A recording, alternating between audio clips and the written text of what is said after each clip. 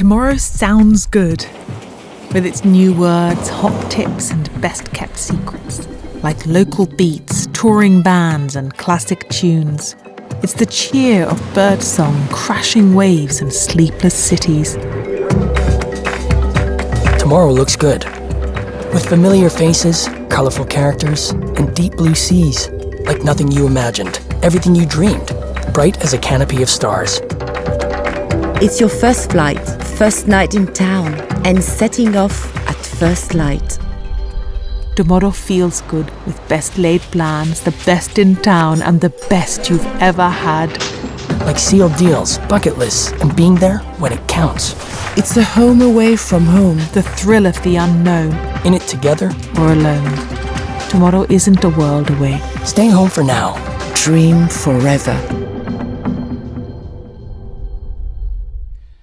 As the world faces the devastating consequences of the COVID-19 pandemic, the tourism sector is among those being affected most severely. Travel is down, fear is up, and the future is uncertain. Tourism is an essential pillar of the 2030 Agenda for Sustainable Development. The livelihoods of many depend on it, especially women, and particularly in the world's most vulnerable countries, including small island developing states and least developed countries. Moreover, in many parts of the world, the protection of biodiversity relies heavily on the tourist sector, from conservation to the revenue generated by those efforts. Tourism can be a platform for overcoming the pandemic. By bringing people together, tourism can promote solidarity and trust, crucial ingredients in advancing the global cooperation that is so urgently needed at this time.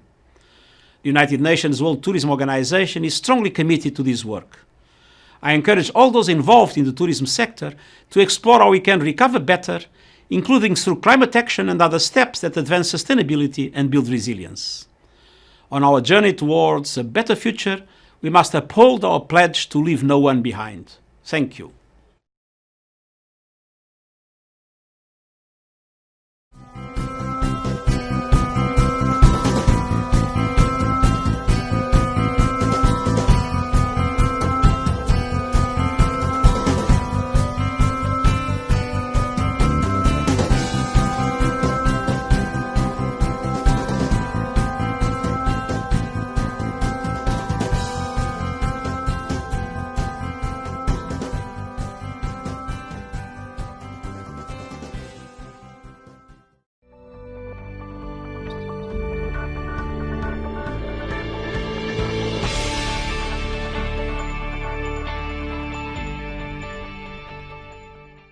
Dear friends, the worldwide coronavirus pandemic is a challenge we must face together.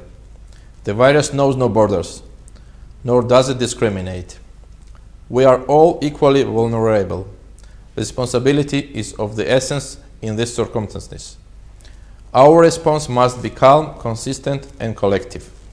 This is a time of kindness and understanding. It is also a time for international cooperation and solidarity. These are the values that lie at the heart of tourism, and this is why tourism will once again be there to help people and communities recover from this setback. If you travel, travel safely and responsibly. Do everything you can to protect yourself and the others. The solution is in our hands.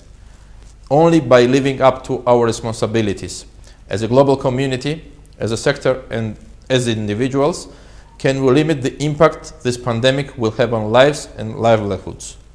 Tourism will be ready to bounce back. We have proven our strength in the face of past difficulties and will do so again.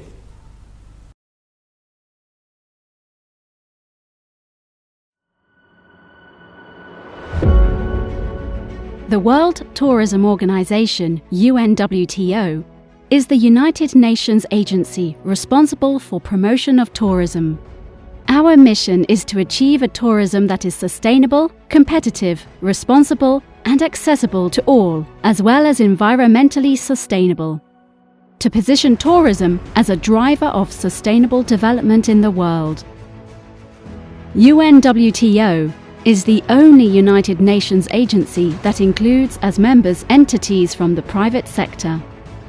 In addition to the member states, we have more than 500 affiliate members. These are the leading entities of the tourism sector. By joining, you get the benefits of belonging to an important partnership of governments and private entities within the framework of the United Nations, access to a platform that facilitates the exchange of information and knowledge, as well as the involvement in specialized networks and working groups, and benefiting from publications and other tools made available by UNWTO. A good international visibility by participating at the congresses and events of the organization. Counting on the United Nations authority and experiences. We are the World Tourism Organization. We are affiliate members. Join us.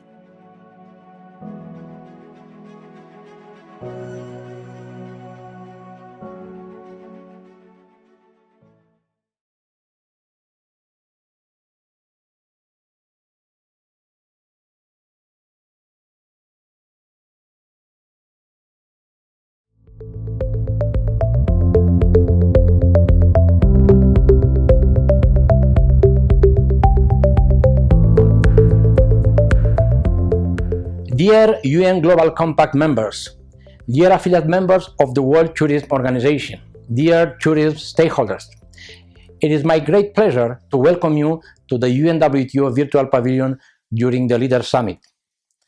The COVID-19 pandemic is above all a health crisis that requires decisive action to suppress the spread of the virus.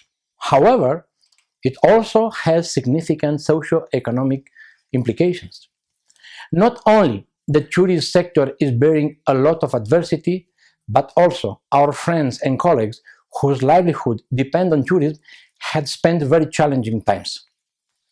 At the Affiliate Members Department, we are honored to stand by our members and support them to restart tourism better.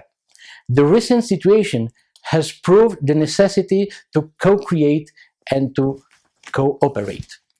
Tourism has a cross-cutting essence, and to reestablish and recover better, we need to encourage and facilitate public-private partnership on initiatives that help mitigate the impact of the crisis and accelerate recovery. At the UNWTO, through our affiliate membership, we are bringing together the private sector, civil society, academia, and destination management organizations. Tourist sector cannot be sustainable and contribute to inclusive growth unless it brings all the stakeholders on board. The coordination and collaboration are keys to find common solutions. During the last 3 months, UNWTO was working closely with other UN agencies, its member states, its affiliate members, and other representatives of the private sector, and has taken a strong leadership to boost the recovery of the sector through the joint work carried out within the framework of the Global Tourism Committee established for this purpose. After several months of hard and fruitful work, and thanks to the contribution of all the members of the group, the global guidelines for the restart of tourism were approved and published the last 28th of May. This important document outlines our roadmap and priorities for the sector in the challenging months ahead, from providing liquidity for vulnerable businesses to opening borders and coordinating new health protocols and procedures. Moreover, the document reflects some of the most valuable initiatives and contributions we receive from our affiliate members. Tourism is uniquely placed to lead the future recovery. At the same time, the pandemic that has brought the world to a standstill offers a unique opportunity to rethink the tourism. Above all, it is a chance to ask not just how the sector can grow back, but also how it can grow back better. The COVID-19 crisis has coincided with the beginning of the decade of action, the countdown to the achievement of the 17 goals deriving from the 2030 Agenda for Sustainable Development. Tourism, in particular, has demonstrated its important role in sustainable development, and that is why it must be part of relief programs and actions, ensuring that no one is left behind. Dear participants, Although we know that the crisis is still far from being over, and we are all aware of its socio-economic implications, working together is the only way the tourist sector can drive economies back toward growth and start rebuilding our societies. You will find in our pavilion information about UNWTO activities on COVID-19 response. We have provided you with the latest work we have carried out to tackle this challenge imposed to the tourist sector. My colleagues will be available to answer your questions during the summit. I would like to encourage you and invite you to join us at the World Tourism Organization and be part of the momentum to recover better, recover stronger, and recover together. Thank you.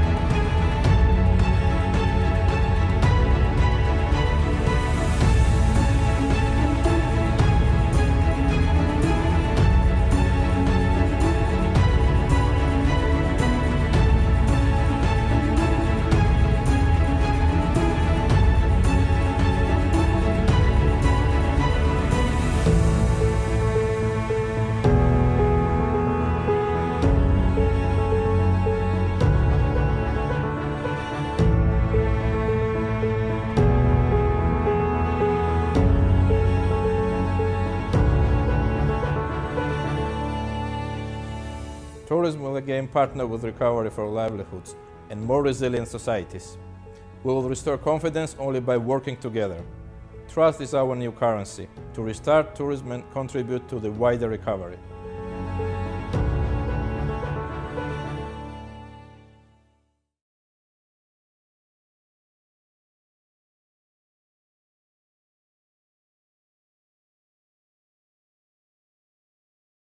Hello, I'm Sandra Carvao and I'm responsible for the area of market intelligence and competitiveness at the World Tourism Organization, the UN agency responsible for travel and tourism. Allow me to take this moment in the UN Global Compact Summit virtual space to tell you how COVID-19 is impacting one of the biggest sectors of our economy. Last year alone, 1.5 billion people traveled to an international destination. This means 7% of all the world exports. It means millions of jobs.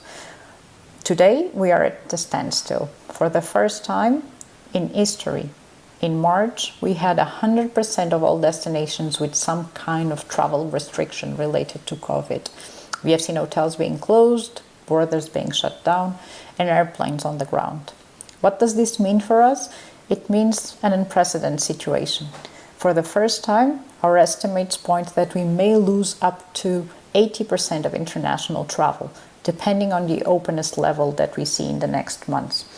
If opening borders slowly and gradual starts in early June, which is very positively something that we start seeing with countries such as Spain, Italy, and others showing signs that international tourism is set to be welcome in the coming weeks, we will probably see a decline that can go as much as 60%. If that impact is taking longer and borders take longer to open, we might go up to 70 or even 80% towards the end of the year. What does this mean Just imagine that in the mid of the 2008 economic crisis, international tourist arrivals declined by only 4%. 4% compared to the more optimistic scenario of minus 60% in 2022. We estimate that 100 to 120 million direct jobs in the tourism industry might be at risk. From our side at the World Tourism Organization, under the leadership of our Secretary General, Mr. Zurab Pololikashvili, we have set a crisis committee in the beginning of March, working together with the UN agencies and the private sector and our member states, providing guidelines to support the sector in mitigating the impact and preparing for the future. Our priorities are now to support the restart of tourism. As borders slowly start to open, we need to do it with responsibility, with harmonized protocols, in full collaboration between public and private sector, and putting the consumer confidence at the heart of our strategies. We know that the challenges are big. We know that many companies are at risk. Tourism is made of small and medium enterprises, many of which not only directly, but indirectly feed into the value chain of travel and tourism. We need to support those. We need to support the vulnerable workers behind tourism, which have no social protection. We call upon governments, but also international institutions and big companies to make sure that those people can be supported in these difficult times. As we gather to restart tourism, we hope that governments around the world can collaborate in making sure that the protocols are implemented and harmonized, in making sure that consumers feel again confident to travel. If we travel tomorrow, we will make a big difference around the world into the livelihoods of so many people. Just think about small island developing states where many are totally dependent of travel and tourism. In many of those cases, their GDP can go from tourism up to 90%. Their exports depend on tourism, which means that their capacity to spend on public infrastructure, on health, on education, is dependent on tourism. We are obviously very cautious as we move forward. Health is our priority. The health of residents, the health of workers in the sector, and the health of tourists. But we can work together to make sure that those protocols are implemented and that little by little we start traveling again. Because travel is one of the most important sectors of our times. It fuels economies, and hopefully we trust it will be, like it was in the past, in the previous crisis, one of the sectors that once it gets restarted can support the wider economy moving forward. As we build back better to have a brighter future for residents, communities, and tourists alike. As we invest in green infrastructure. As we make sure that the restart of tourism is done within the respect of communities, of their values, and of their natural resources. It's time we take advantage of this reset to actually build a new future in line with our common objectives to make sure that tourism is one of the drivers of the Sustainable Development Goals towards 2030. We have an opportunity to actually transform the big packages which hopefully are supporting tourism around the world into a more sustainable, responsible and greener travel sector. As we gather our efforts, we know that we cannot overcome this crisis alone. We need to make sure that we understand consumers, we need to make sure that we develop new products, that we actually look into the communities and engage them further. From UNWTO side, our role as the United Nations Specialized Agency for Tourism, we're open to work with all of you, making sure that we understand the market, better data, evidence-based decisions, that we develop the right products and the right experiences, which engage consumers and are responsible and respectful of the values of those communities, and that we all build back better in a common effort towards 2030. Thank you very much.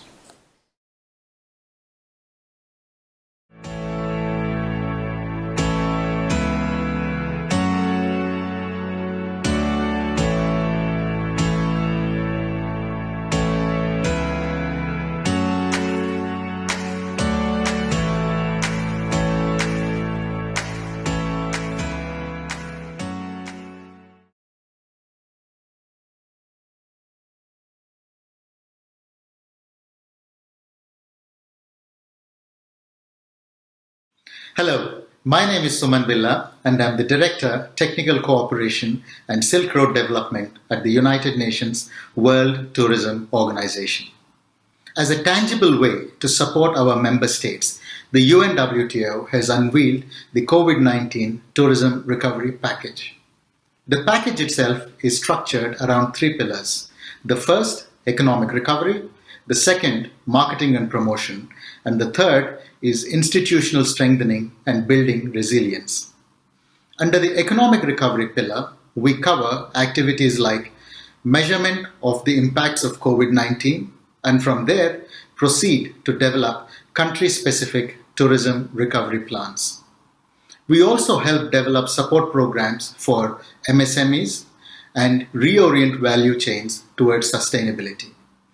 Under the marketing and promotion pillar, we review growth scenarios and identify priority markets and develop tailor-made marketing and product diversification strategies. We also help prepare a plan to offer incentives to stimulate travel for destinations. Under the institutional strengthening and building resilience pillar, we prescribe safety and hygiene standards in the COVID-19 scenario. We also help prepare plans for public-private partnerships for tourism recovery. We also extend our services to develop crisis response communication strategy and help member states build on human capital and include the disadvantaged groups within this development plan. The product offering will be custom-made for each member state, and we have received requests from several member states as of now. To fulfill this mandate, UNWTO is working with sister organizations within the UN system as well as with international financial institutions. We would also want to collaborate closely with affiliate members of the UNWTO and members of the UN Global Compact to draw upon their expertise. For further details, please log on to www.unwto.org. I look forward to working with you.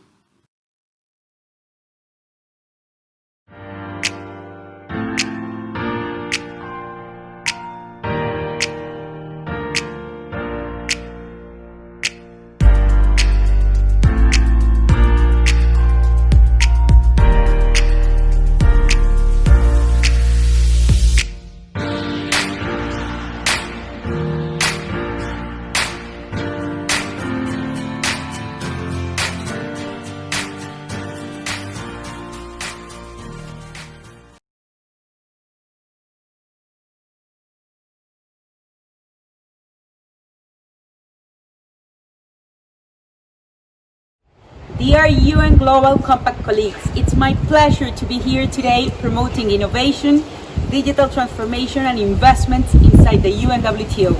We are really committed on challenging times to promote a more innovative, inclusive and of course sustainable tourism for all. What are we doing in order to make this happen? We are working, and this is the first time we have developed the UNWTO Healing Solutions Challenge. The first challenge that aims to bring top innovators that wants to recover tourism.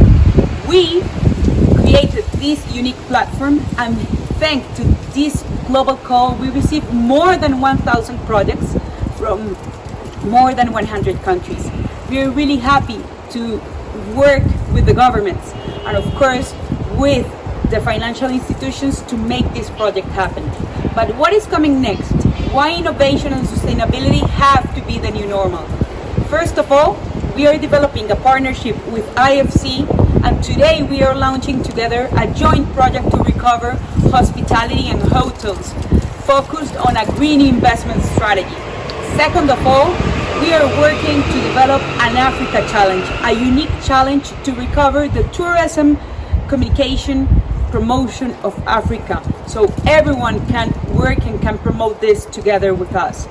Third of all, we are working with the IDB to launch a unique challenge for Latin American and the Caribbean entrepreneurs. We are working with them to help them to raise from $500K and to $2 million if they are bringing top entrepreneurs or top ventures focused on sustainability, climate change, and social impact. And I have to say that we are launching, this is very nice, and I am really excited to tell you this, but with the support of our Secretary General Polo Likashvili, we are going to launch the first UNWTO Sustainable Development Goals Startup Competition, a unique project that aims to bring top innovators from all around the world that are interested on tourism recovery, joining efforts with our 17 SDGs goals. Everything that I'm talking today is on our UNWTO website. Of course, this team is really committed on working with the private sector, because one of our main priorities is to develop public-private partnerships for better, to develop tech for good, and to spread the voice about how tourism, the most human economic sector, can lead by example to recover tourism, to recover the economy, and of course, to give the opportunity to the ones that in the past, before COVID-19, didn't have the opportunity to gain digital skills. So finally, the last but not least project inside the UNWTO that we are developing in order to foster digital skills, we are launching the phase 2 of the Tourism Online Academy, a digital platform with top universities uploading content for everybody that wants to gain skills on tourism. And we are partnering with Google to develop the UNWTO Acceleration Program, a digital program for the 5 regions of the world that aims to help young people and governments to develop more digital skills, to take the lead and to take better decisions thanks to digital transformation. So I wish you the best during this journey today, and of course I encourage you to work with us inside the UNWTO for a more sustainable, innovative and inclusive tourism. Thank you so much.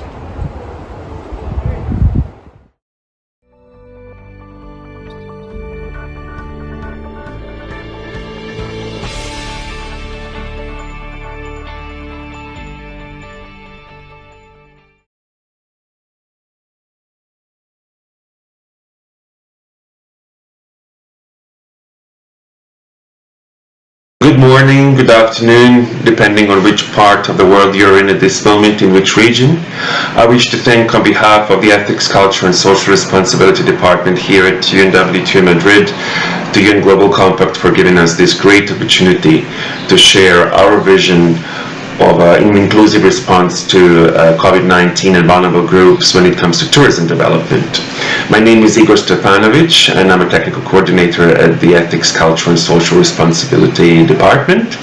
And our department in the organization advocates for social sustainability, social responsibility and ethical practices of the private sector and all other stakeholders in the tourism sector, including the governments, including the travelers community, and of course the private sector already mentioned before. We came up with different vulnerable groups during this crisis, not in a systematic way from the very beginning, saying these are the groups that will be hit and we need to issue recommendations. We were listening more to the beat and to the pulse of the tourism industry, and we were also receiving the feedback of our communities that we work with to see what's really happening on the ground, what are the real issues of the tourism development and vulnerable groups. Women were the first group that we really defined as the hardest hit because we've realized that they make up the majority of the tourism workforce, but they will also be the ones taking care of their families, of the elderly, of their children, of the people who get sick in their communities. They will be in furlough, they will be out of jobs in all this period, and in many countries women make up the majority of the workforce, not only at the global level but also in many countries. At the global level it's 54% according to our global report on women in tourism, and in many regions this figure might be much higher. Many women are often involved in informal economy when it comes to tourism development. So we need to provide them with some urgent aid to survive in this difficult period, because there is no tourism, there are no visitors, there is nothing really happening in their communities. Many of these women are in the global south, and the global south will be affected when it comes to climate to the winter period and also a rainy season in some countries. So some communities will be really severely hit by this crisis and the pandemic, and women need to be given leadership positions. It's not only now in the tourism industry that is always a problem in the tourism industry to have women in leadership positions. We also need women to be leaders of the recovery process, of the immediate response. We've seen in many countries that women were maybe more effective when it comes to political leadership in responding to COVID-19. The future will say whether that's true or not, because we don't have really the precise data. We only have the perceptions that we can bring up to the table now.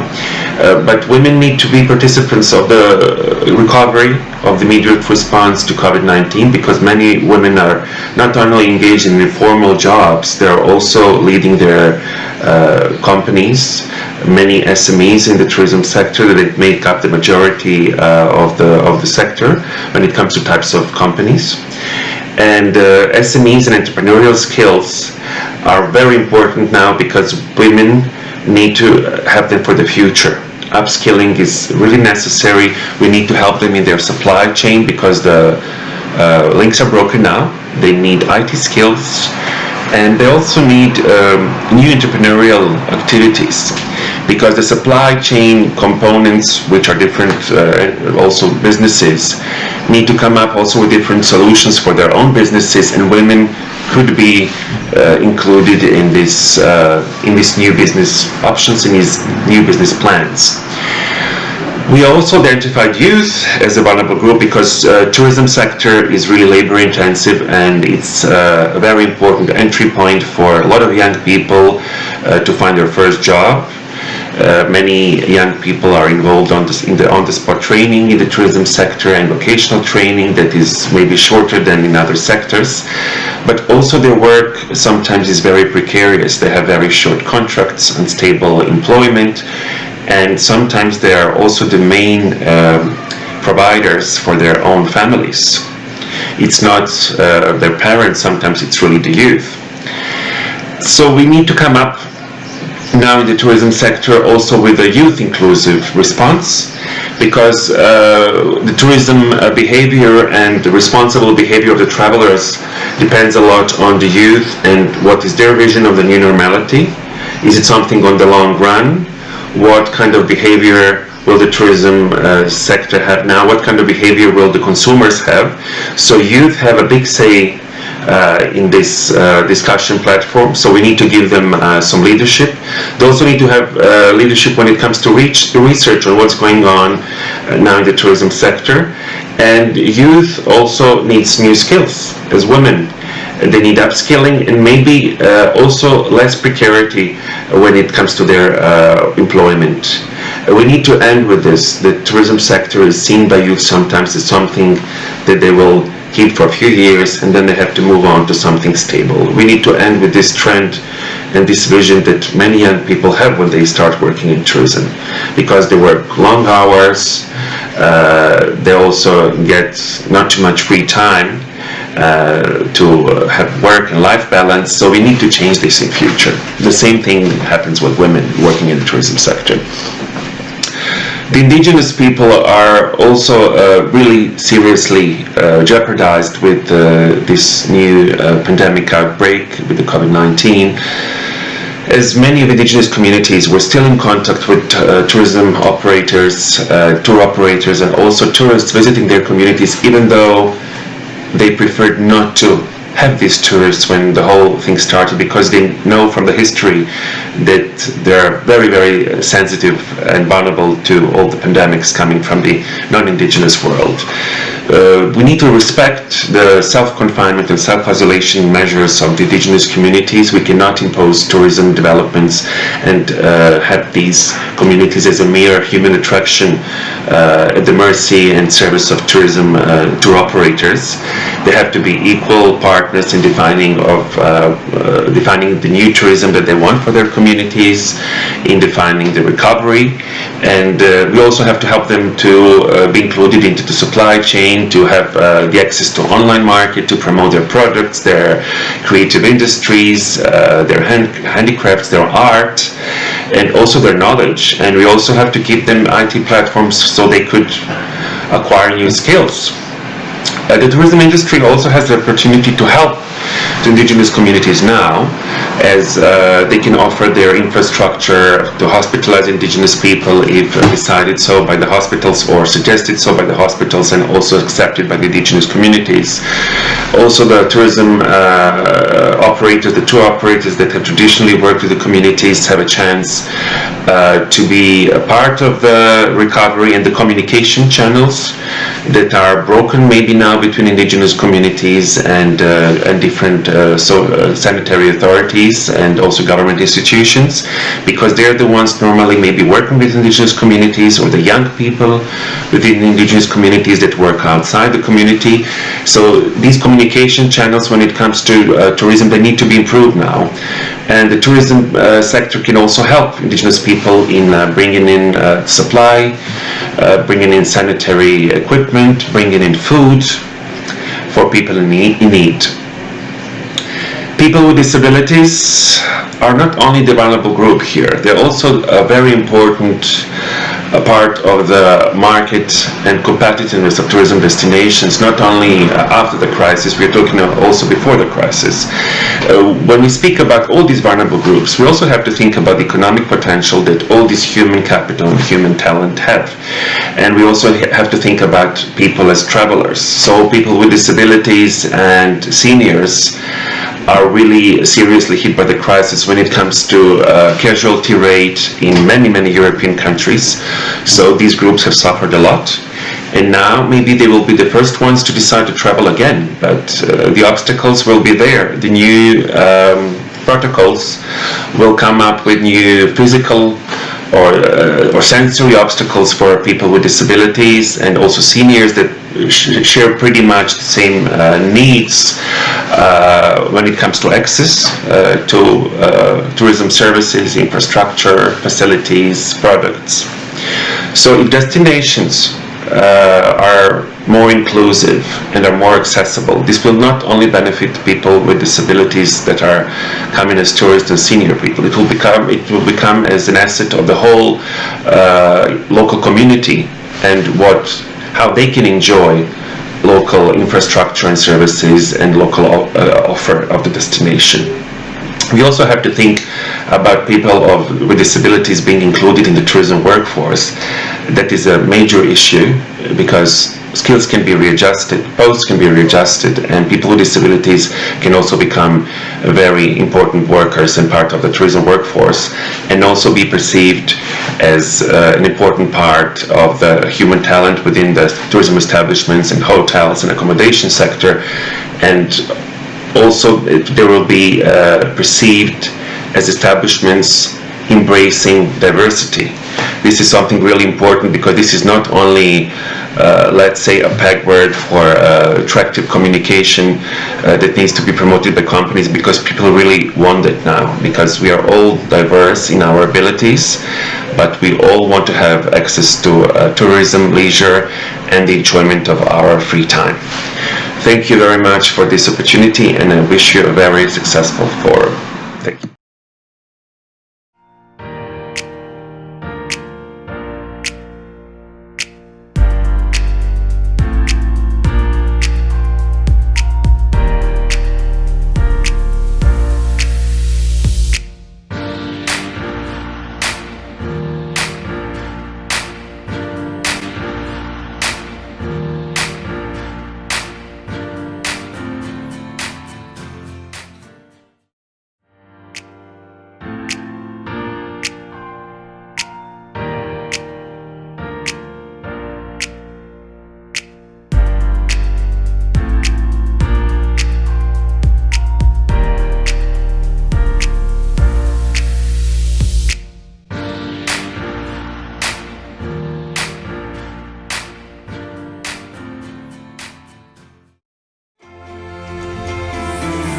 We are part of something big. We go beyond borders.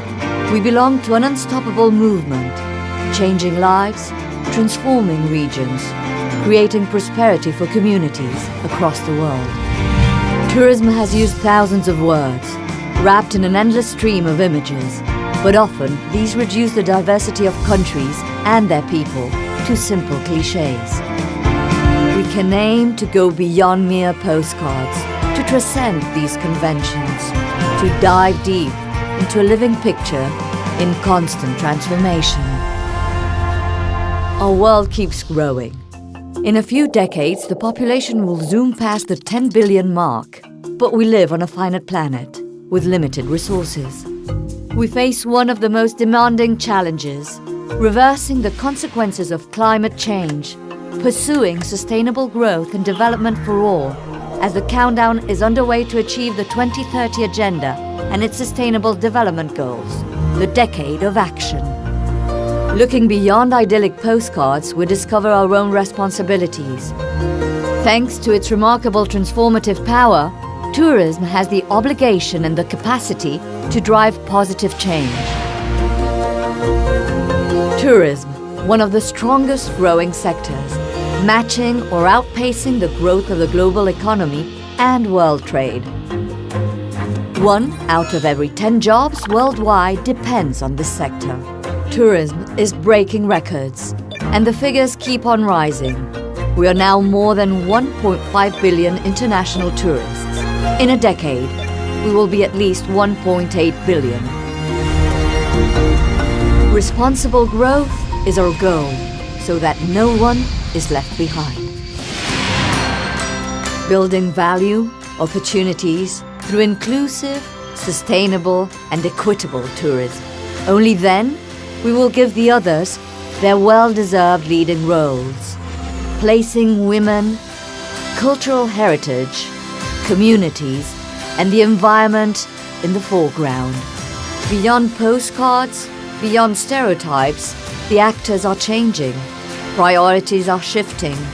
That is our destination. Better growth through partnerships between countries, through diplomacy and innovation. Strengthening and creating lasting bonds, transcending borders and fostering peace and prosperity. Reinventing how tourism is practiced each and every day. Always ready to act. Ever committed to people and planet.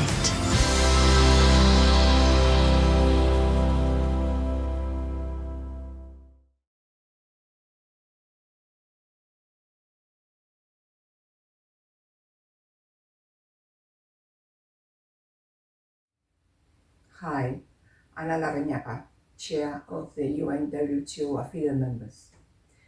It is my pleasure to share the latest activities that the UNWTO affiliate members have been doing to restart and recover tourism with the United Nations Global Compact members who work respecting human rights principles and actively take strategic actions to advance SDGs and broader goals for society. Tourism private sector has been affected massively by COVID-19, but since the beginning there was a general push from the sector to help mitigate the effects of the virus and contribute to the recovery, following government guidelines and establishing their own protection protocols.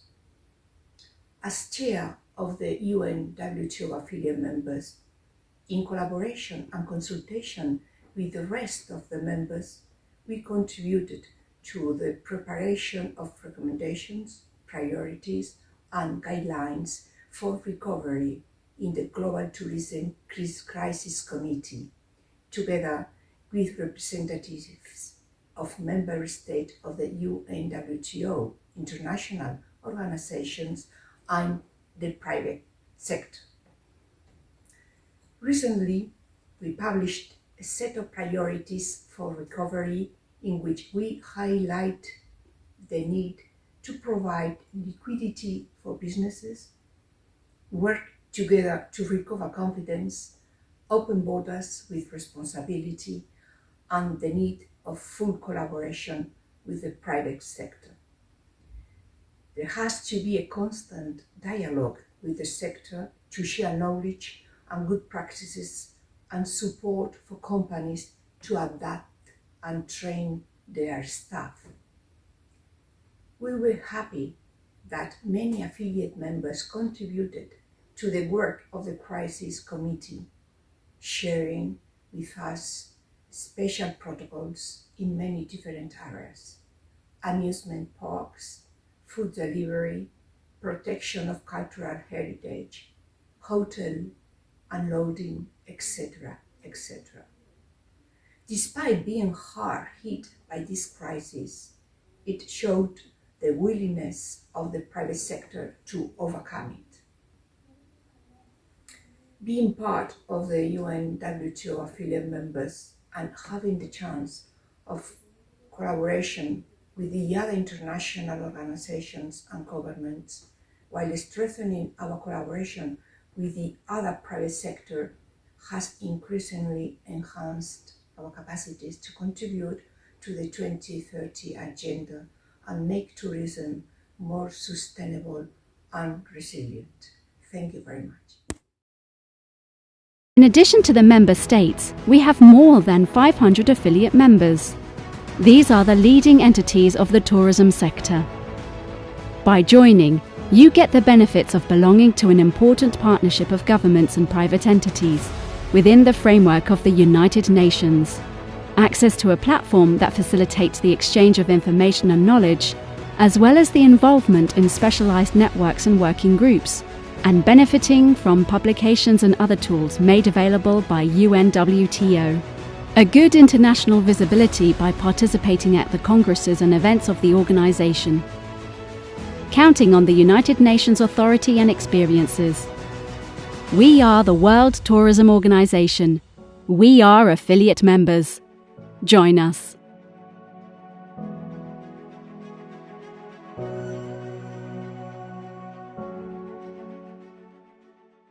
What will the world be like after COVID-19? And what challenges will we be facing as a global tourism industry? Hello, my name is Donald Hawkins. I'm a professor emeritus at George Washington University in Washington, D.C. I also serve as first vice chair of the affiliate members program of the UNWTO. Our affiliate members have been actively involved in developing tourism recovery programs for their organizations and destinations. For example, universities are offering webinars and training programs on a complementary basis, as well as accelerating research to provide guidance on the recovery of the travel sector. Leaders of companies and organizations like Marriott and the American Hotel and Lodging Association have repeatedly said that the pandemic is the worst thing to happen to the travel industry in recorded history, besting the 9/11 terrorist attacks and the 2008 financial crisis combined. We're seeing a limited resumption of economic activity in the United States. Employers added 2.5 billion jobs in May, according to a report by the U.S. Bureau of Labor Statistics. Leisure and hospitality jobs increased by 1.2 million in May, following job losses of 7.5 billion in April and 743,000 in March. The unemployment rate for this sector was only 5% in May 2019. There are early signs of recovery in the United States.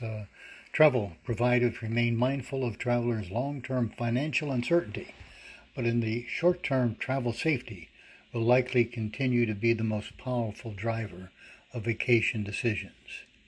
Uncrowded outdoor and beach experiences top the list of desired domestic destinations.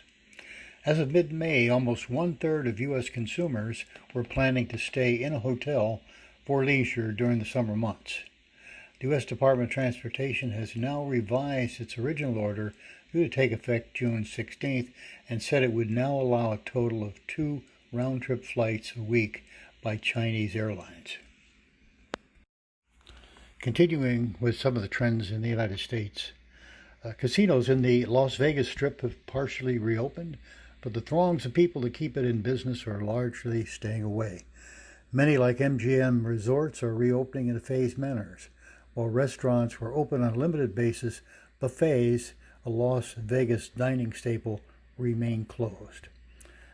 Airbnb reported more nights booked for its U.S. listings between May 17th and June 3rd than it did during the same period a year ago. Rentals within 200 miles account for more than half of the site's bookings. Cruise lines are pushing their start date later and later, with some ruling out 2020 cruises altogether. On June 15th, which is World Ocean Day, activists are organizing a virtual rally to demand that the cruise industry improve its environmental practices and use the coronavirus crisis as an impetus for change. With travel restrictions limiting study abroad programs through the rest of 2020, universities are expecting a much higher than normal student population on campus. This has led to some universities reaching out to local hotels to use their facilities as dorms during the fall semester. Where do we go from here? Everyone wants travel to resume as safely as possible, but the glut of guidelines currently available for how to do so may be creating more confusion than guidance. This is the challenge we need to address as affiliate members of UNWTO. While the road ahead is uncertain, early growth signals create some room for optimism. Amidst the rising narrative around the new normal, it's also important to remember the industry as it functioned in the pre-COVID-19 days. Prior to the crisis, the global travel industry experienced one of the strongest expansion cycles in its history. But in the long run, many of the fundamentals behind that growth, for example, global middle-class formation and the strong demand for travel experiences, are difficult to throw off course. For travel and tourism companies, success ahead will likely be determined by their ability to respond to the health, safety, and financial uncertainties ahead. We at the George Washington University stand ready to actively collaborate with other UNWTO affiliate members to assist tourism's recovery in creating not just a new normal, but a better normal, more sustainable, equitable, and resilient. Thank you. The Affiliate Members Program of the UNWTO would welcome your views and your active participation. Tomorrow feels good with best laid plans, the best in town, and the best you've ever had. Like sealed deals, bucket lists, and being there when it counts. It's the home away from home. The thrill of the unknown. In it together or alone. Tomorrow isn't a world away. Stay home for now. Dream forever.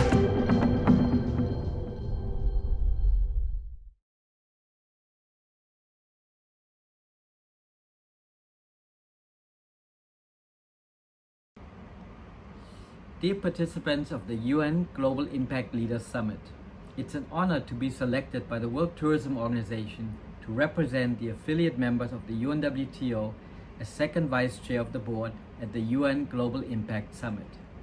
I'm calling from Bangkok, Thailand, where I've been serving the 6 member governments of the Greater Mekong sub-region, Cambodia, Laos PDR, the People's Republic of China, Myanmar, Thailand, and Vietnam, as their Executive Director of the Mekong Tourism Coordinating Office for the past 6 years. I'm also the founder of the 20-year-old travel technology marketing firm Chameleon Strategies, which has been an affiliate member of the UNWTO since 2008 and operates a non-profit, public-private sector framework, Destination Mekong, which executes and implements many collaborative programs and initiatives to drive inclusive growth and poverty alleviation in the Mekong region. The COVID virus has cracked the foundations of our tourism industry. When planning for a recovery, it is important to do so within the context of a balanced recovery by engaging all stakeholders, in particularly our local communities. we have been working closely with our governments and the private sector to monitor and alleviate the impacts of COVID-19 on the tourism industry. We are planning various innovative programs and initiatives, including our upcoming social media campaign, Mekong Memories, to create a content cloud of past experiences to inspire people to travel tomorrow, and the new Mekong Deals platform to feature non-refundable vouchers sold by travel operators to help survive this crisis during this challenging time. We're facing unprecedented difficulties in the sector in Southeast Asia, especially in countries where tourism contributes a large share of the livelihood of communities. It comes with no surprise that occupancy numbers went from an all-time high in 2019, which saw a 9% increase in international visitor arrivals to the Mekong region year on year, to zero just in a couple of weeks. Many experts believe that this pandemic may bring an opportunity to reset tourism and make it more responsible and sustainable by aiming at a balanced tourism recovery and holistic destination management by putting stakeholder engagement at the core. Travel and tourism businesses are suffering all over the world, but unlike other places in the world, in the 6 member countries of the Greater Mekong sub-region, tourism is also an important tool for poverty alleviation. What makes travel in the Greater Mekong sub-region so unique and authentic are these small local enterprises and operators. It pains me to see these small businesses struggling to survive these challenging times. For some of them to go away is like taking a part of the Mekong region away as well. Over the past 2 years, we have created the Experience Mekong Collection, which is a collection of over 300 small responsible businesses and social enterprises. This consortium, recognized as a global best practice by the UNWTO of being aligned to the Sustainable Development Goals, is developing into a powerful community of like-minded businesses, all looking to survive, to help each other, to learn from each other, and being able to cross-promote fellow member businesses of the collection when travel resumes. What amazes me is the determination and the positivity that drives these micro-entrepreneurs. Via this initiative, we have brought together small businesses so they may together be stronger and survive these challenging times. Picture this: a social enterprise in rural Cambodia which made it its mission to help kids out of poor upbringings to have a career and support their families.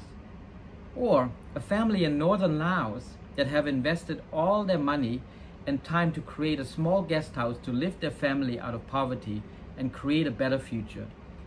These dreams now have been shattered, and the effects of the pandemic becomes very real by listening to these stories, which brings tears to our eyes. Especially those dependent on tourism dollars to care for others, initiatives like caring for child education or caring for wildlife protection are badly impacted by the pandemic. A recent survey we did with our Experience Mekong Collection members has shown that about 84% of revenue has been lost due to COVID-19, and the overall outlook is negative, with businesses expecting a recovery only in the next 1 to 2 years. At the same time, many are facing a likelihood of going out of business if travel does not recover in the next 12 months. But what is reassuring is that a large majority believe that this global unique initiative, the Experience Mekong Collection, will be able to help them through this crisis and accelerate recovery post-COVID-19. I would like to close my intervention by repeating the 2 main points we're taking out of this pandemic and we have learned. The pandemic has shown how fragile the tourism industry can be when focusing on long-haul mass tourism alone. It is, however, an opportunity to create a more sustainable and responsible tourism industry with a focus on balanced tourism and positive net benefits for communities through responsible and inclusive travel. 2. Collaboration is the key to the solution. Public-private partnerships provide frameworks to exchange ideas, find solutions, and strengthen each other. We see how well the UNWTO affiliate members network is supporting this idea and how our fellow members are driving change in the industry. With this, I would like to thank you and wish you safe travel once again, hopefully very soon.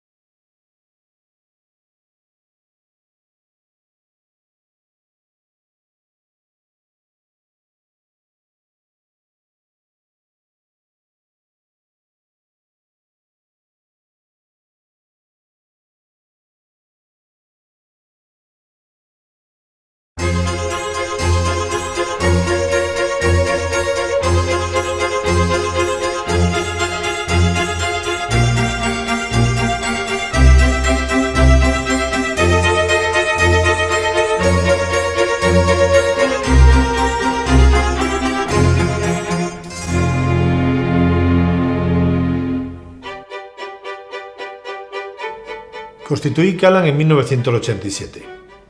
Tenía claro que debíamos aportar un valor diferencial que no existía en el sector de la restauración y rehabilitación de edificios históricos. La clave estaba, y también era una imposición personal, en formar un equipo propio de técnicos y profesionales muy especializados, con licenciados en Bellas Artes, restauradores y todos los oficios básicos como carpintería para armar, fontanería artística en plomo o zinc, esgrafiados y estucos, trabajos en piedra, pintura mural, escultura y otros empleados habitualmente en los monumentos en los que hemos tenido la fortuna de intervenir.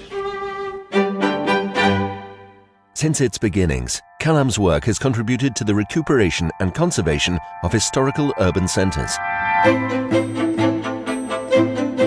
In Madrid, we executed interventions in emblematic buildings, such as the Bank of Spain, the Palacio de la Equitativa, or the Metropolis building, in which we restored the extraordinary sculptures and ornamental elements of its singular facade, as well as the spectacular cupola, upon which we applied over 40,000 gold leaves.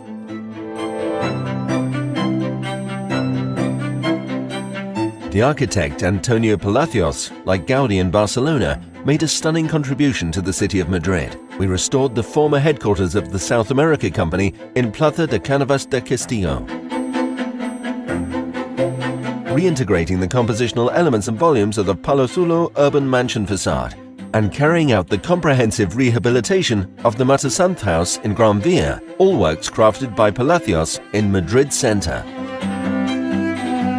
In the Plaza de España, the magnificent building of the Royal Asturian Mine Company stands out. We contributed to the recuperation of its beauty, executing the comprehensive rehabilitation of this singular building, in which not only the roofs, like the sculptural groups and decorative facade elements, but also the rich interior decoration are made of zinc.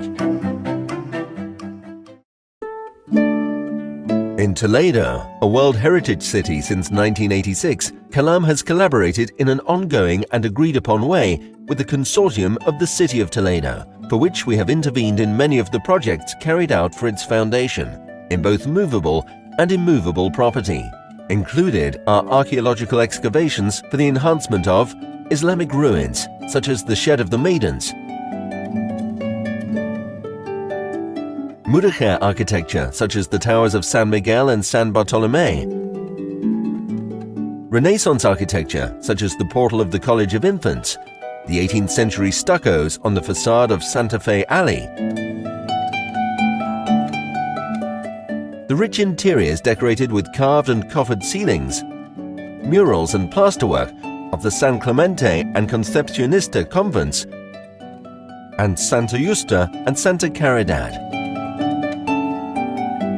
or the doors of the Church of San Ildefonso. For works executed in Barcelona, we enjoy the recognition of the technical heritage managers in carrying out stripping, glazing and sgraffito that live up to the highest standards. Stuccos of traditional lime, polished plaster, marbled, with sgraffito are a fundamental part of this city's characteristic urban landscape, and we have demonstrated that we are among the best in their execution and conservation. We also count on the recognition of our clients, among which are found large economic groups, who due to their structure and organization only work with solvent businesses. Such is the case for General Electric. We comprehensively rehabilitated their building at 4 Via Laietana.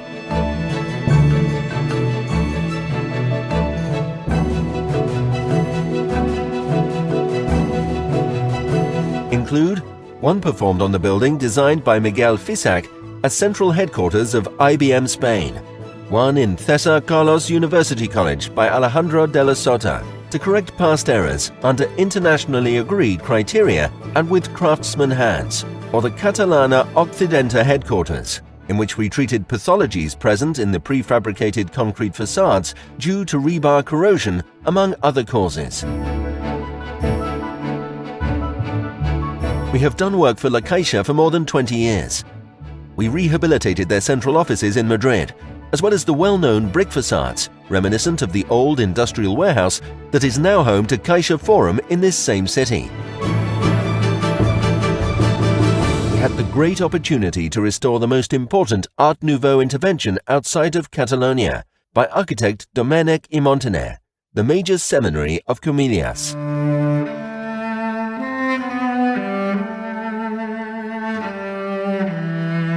For this operation, on which we labored for 2 years, we established our own on-site workshop in support of the restoration work. Our team undertook the restoration of the facades, the cloister, all interiors, the main foyer, auditorium, narthex, coffered ceilings, and paintings on walls on canvas and wood or gilded.